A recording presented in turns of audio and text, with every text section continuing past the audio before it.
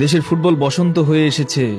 হামজা চৌধুরী ভুরি ভুরি অর্থ, আধুনিকতার মোহ আর চাকচিক্য ফেলে হামজা এসেছেন ৫৬,০০০ বর্গমাইল সীমানায়, এমন এক দেশের মাটিতে যাকে বর্ণনা করতে গিয়ে সত্যেন্দ্রনাথ দত্ত লিখেছিলেন, আমার দেশের পথের ধুলা খাঁটি সোনার চাইতে খাঁটি।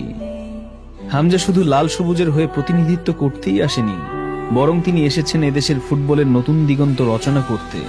দেশের প্রতি মানুষ আশায় বুক বেঁধেছিল হামজা এবং বাংলাদেশকে নিয়ে।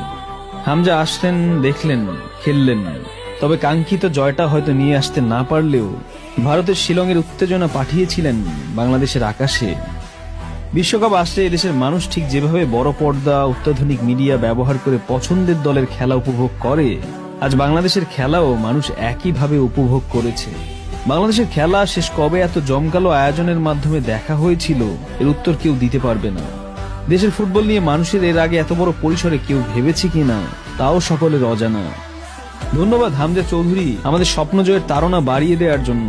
বাংলাদেশ একদিন বিশ্ব মাতাবে, লাল সবুজের পতাকা একদিন বিশ্বমঞ্চে শোভা পাবে। হামজা, তুমি তো বাংলাদেশ।